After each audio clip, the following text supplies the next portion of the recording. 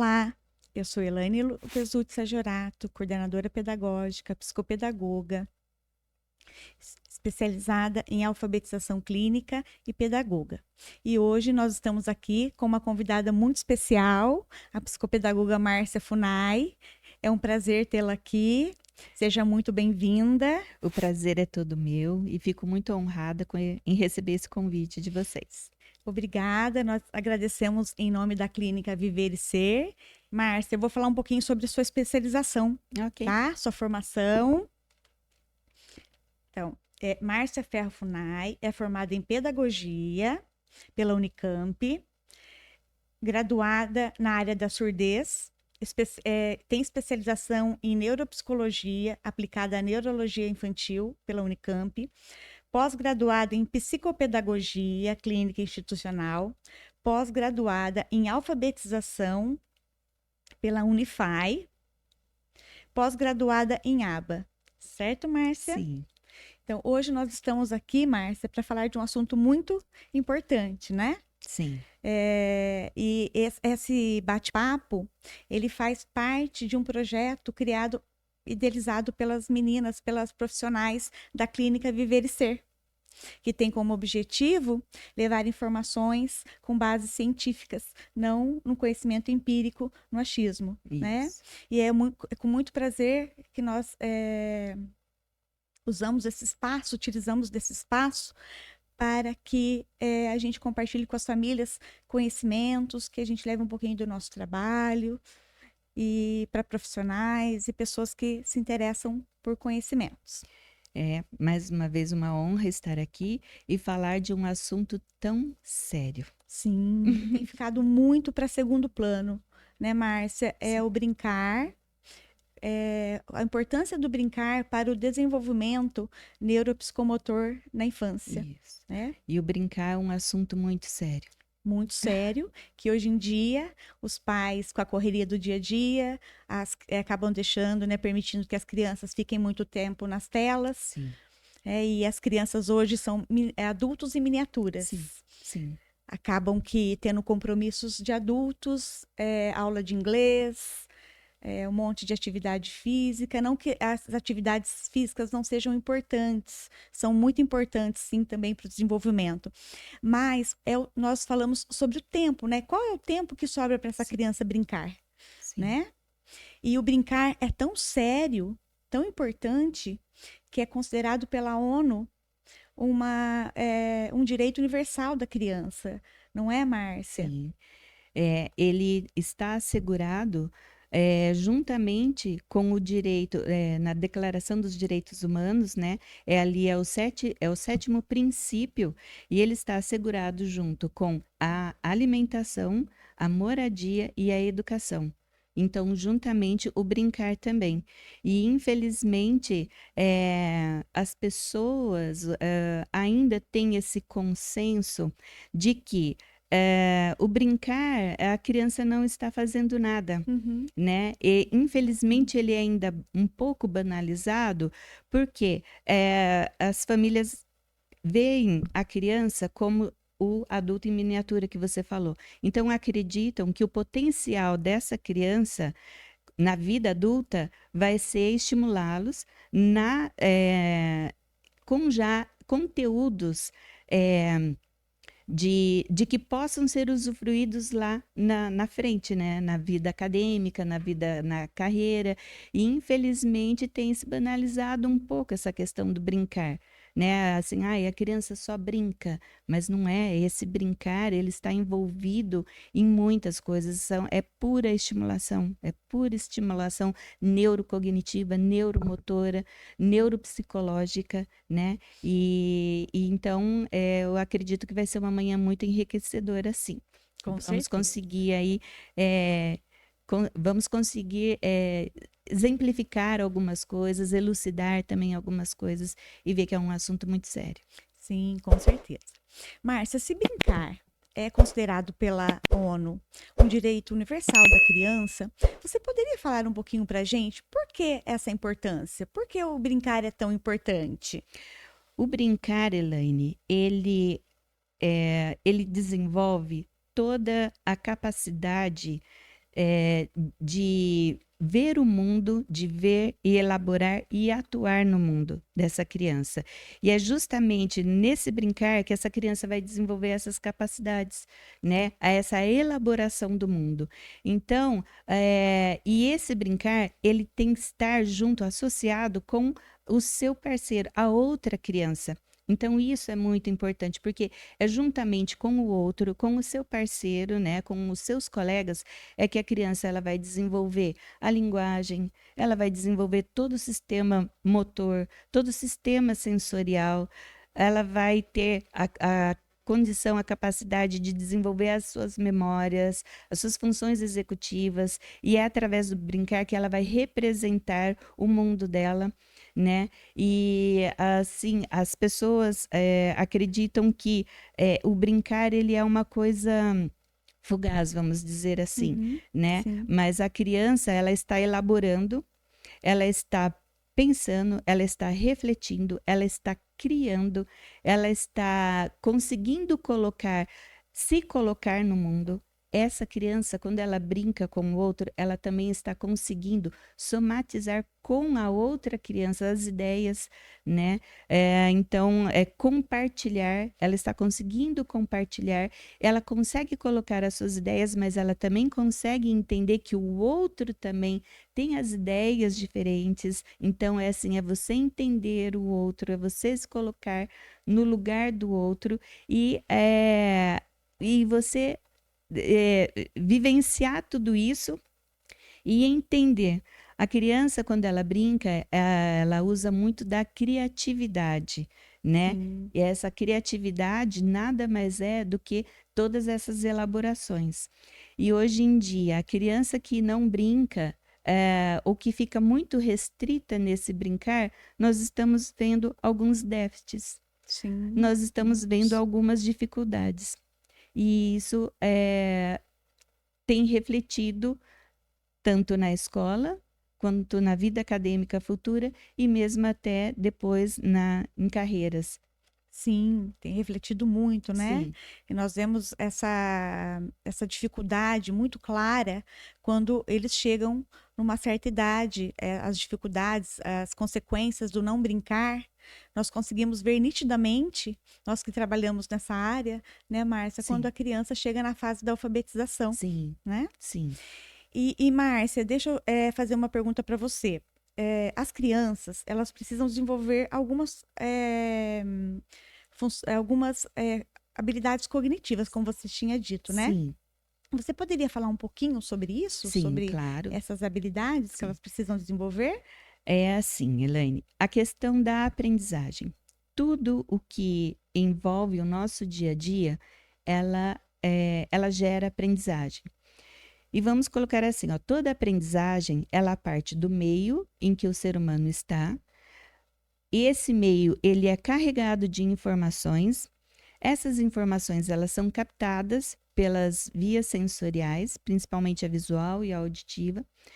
E essas informações são transformadas, né, de uma forma assim bem geral, elas são Uhum. transformadas em componentes físicos químicos, né, em transmissões físicas químicas que vão para o encéfalo e aí a aprendizagem. Só que o sistema nervoso central e a questão da aprendizagem, ela é o sistema mais complexo que nós temos no nosso sistema Sim, nervoso central, né?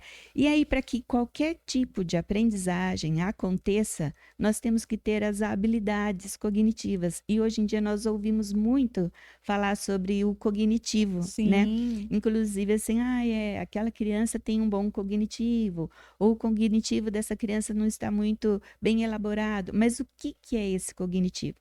E aqui eu acho muito importante a gente estar colocando que é assim, esse cognitivo, na verdade, é um conjunto de habilidades, né, que nós chamamos habilidades cognitivas, e que ela começa já a ser desenvolvida na primeira infância. Qual sim, que é essa primeira infância? Do 0 aos 6 anos. Então, esse é o período em que a criança mais vai aprender. Inclusive, nós temos, assim, comparativos de desenvolvimento de redes neuronais, o quanto que vai se criando redes neuronais nesse período. Então, não é lá na pós-graduação, não é na graduação que esse sujeito, que esse indivíduo vai aprender, é nessa primeira infância. E é onde nós temos as 5 habilidades cognitivas, né, que é a linguagem, o desenvolvimento motor, ou a motricidade, o sistema sensorial, a memória e funções executivas, né? Sem essas habilidades desenvolvidas, não há aprendizagem. E onde essas habilidades, elas vão começar a se desenvolver, é justamente na infância, na primeira infância, nas brincadeiras, né? Porque vamos pegar aqui um exemplo da aprendizagem do andar de bicicleta, por exemplo, né? Sim.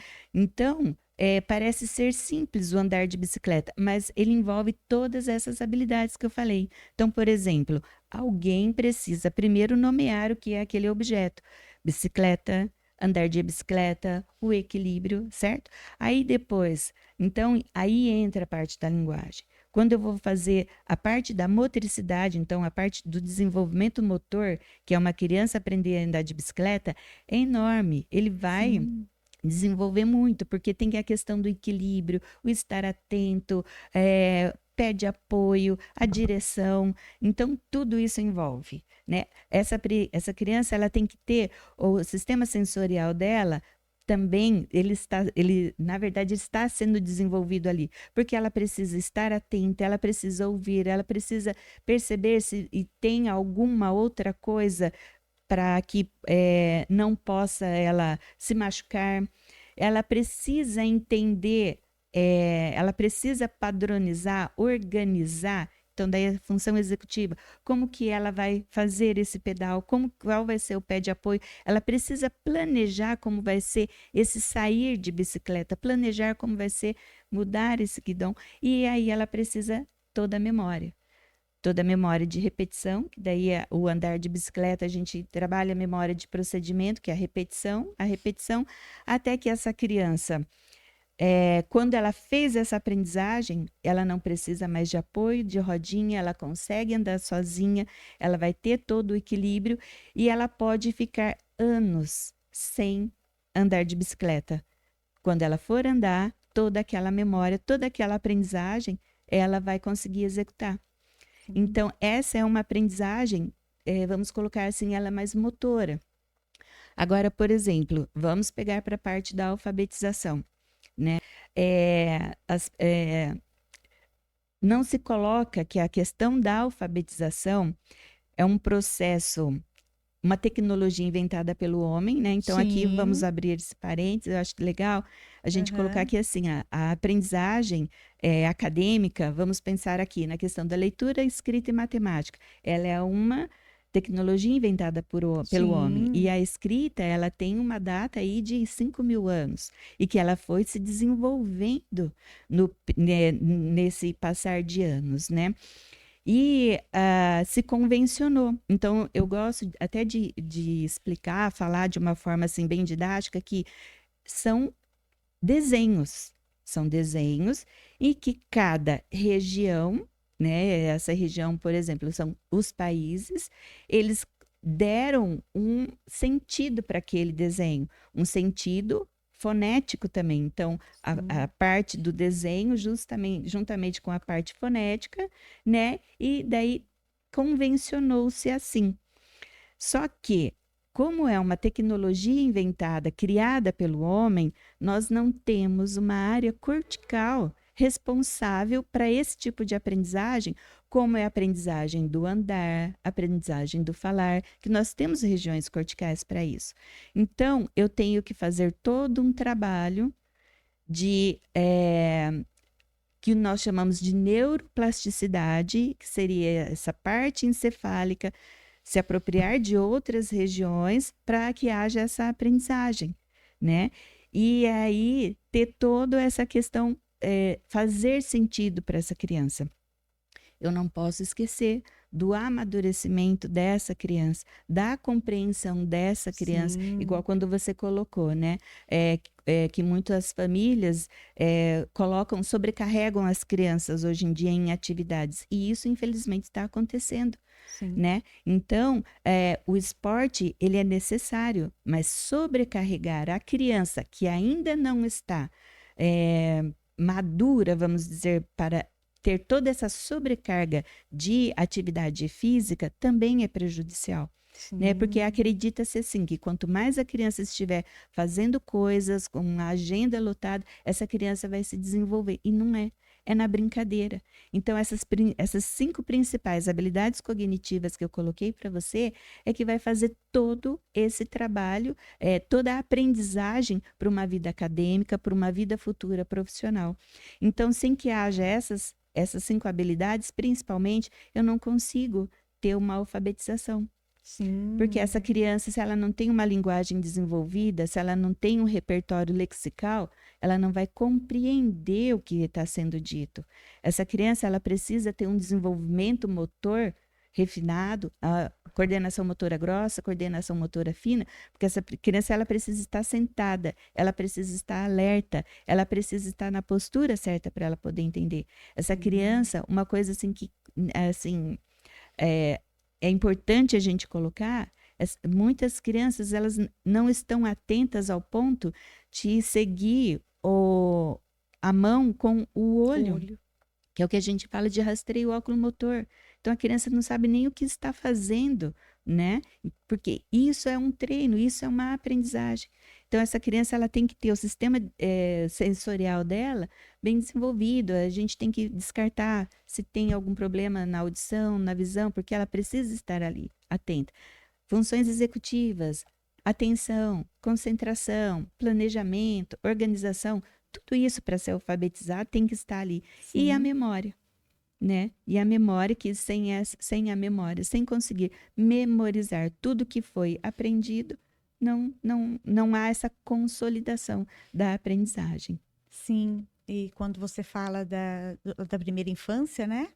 Tem as famosas janelinhas que acontecem, né? De 0 aos 3 anos, que é a fase mais importante da Sim, criança, a sim, linguagem, né, sim, Márcia? sim, A linguagem, e que será muito importante a linguagem, a audição, né? Que vão ser desenvolvidas, que são muito importantes lá na alfabetização, sim, porque são as vias que são mais utilizadas sim. para aprendizagem. Todas são importantes, né?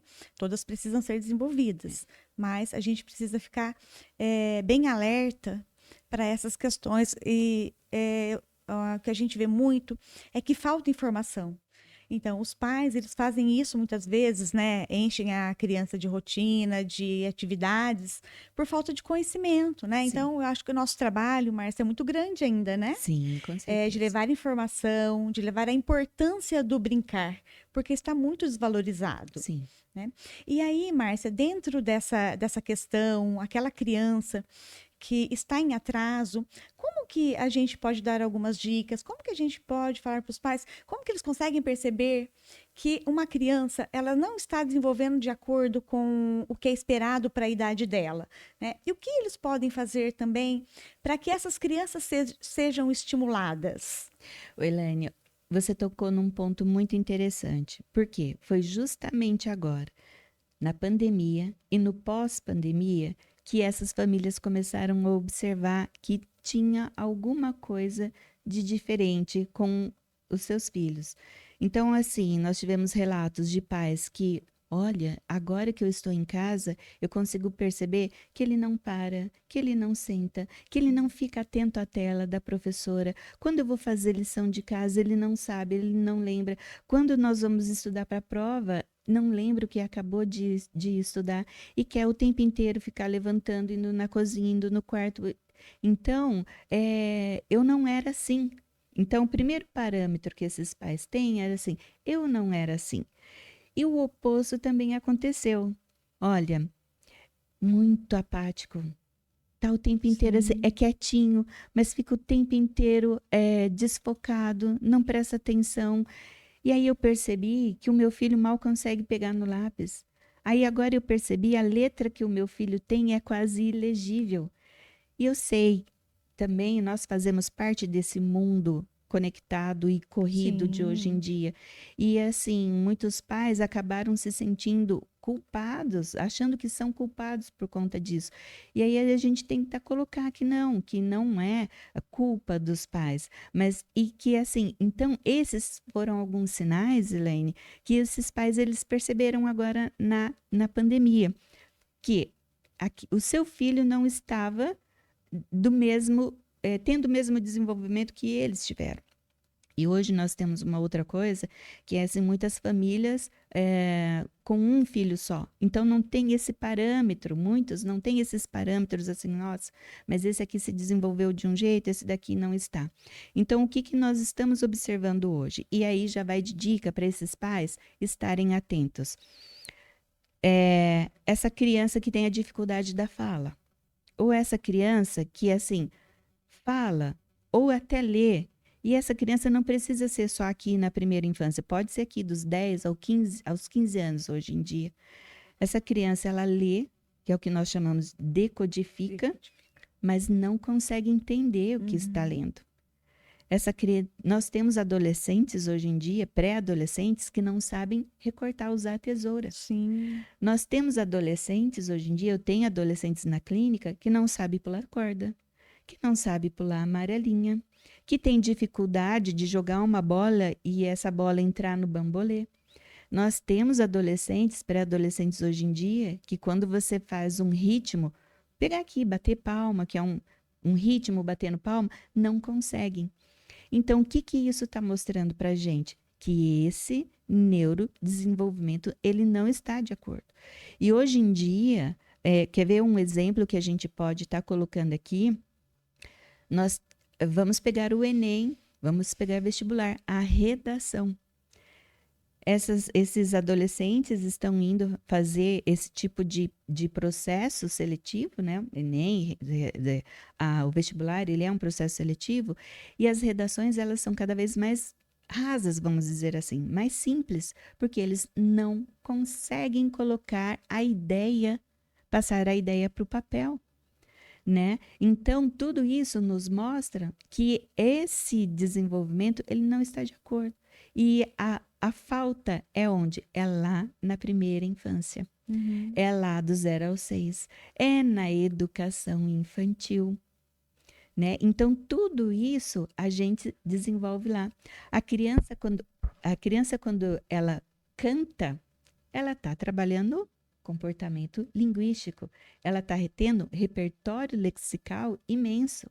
Quando ela está brincando de roda e tem todos os movimentos, pega-pega, esconde-esconde, amarelinha, pula corda, tudo isso, subir em árvore. Hoje em dia, ninguém mais sobe em árvore.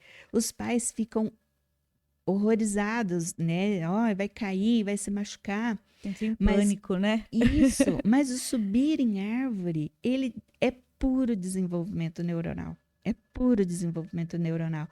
E estar brincando em conjunto, não assim, deixar o meu filho ali brincando no tablet, nas telas, isso não desenvolve a empatia. Brincar em tela, jogar com videogame, a criança ela não está se colocando no lugar do outro, né? Então, o que, que a gente pode colocar para esses pais? Que a importância do brincar, a importância da primeira infância, ela vai se refletir lá na frente. É no vestibular, é depois na faculdade, é na vida, na carreira. Porque se um adulto, quando criança, não conseguia brincar, compartilhar, ter a empatia, se colocar no lugar do outro, quando criança, lá na vida adulta, no trabalho ele também não vai conseguir fazer isso. Uhum. E hoje nós estamos vendo, né? As meninas, eu tenho certeza que as meninas vão de concordar comigo, que nós estamos tendo cada vez mais adultos frustrados nas nossas clínicas, que é justamente pela parte comportamental.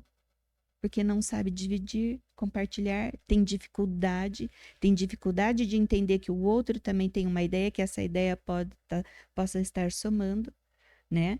Não lidam mais com frustração nenhuma. Quer coisa melhor do que eu brincar para poder a criança lidar com a frustração? Porque Sim. quando a criança está brincando com os seus pares, ela tem que lidar também com a frustração, né? Sim. E aí isso reflete lá na frente. Eu ouso até dizer que até na vida conjugal.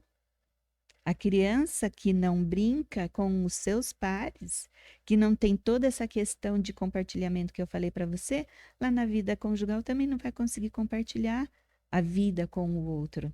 Não vai conseguir entender esse outro, esperar por esse outro, saber que esse outro também tem o mesmo direito que você, né? Não vai saber ceder. A criança, quando ela brinca, em conjunto, ela tem que ceder. Não tem que Sim, ceder? muito, Não né? tem. Então, agora é a ideia do coleguinha. E na vida adulta não vai conseguir saber. Não vai conseguir fazer todos esses manejos que a gente fala. Então, novamente, é na primeira infância, é na brincadeira que essa criança ela vai ter toda a aprendizagem de vida acadêmica, de trabalho e até vida conjugal. Bom, Márcia, todas essas informações são muito importantes, né, para as famílias. E nós vamos encerrar essa primeira parte. Agradecemos a sua presença Eu que agradeço. e nós pedimos para todos que estão aí em casa que se inscrevam no nosso canal, que dê um like e esperem para o próximo vídeo que nós teremos novidades. Nós falaremos sobre as consequências do atraso neuropsicomotor e o que os pais podem fazer para que as crianças sejam estimuladas.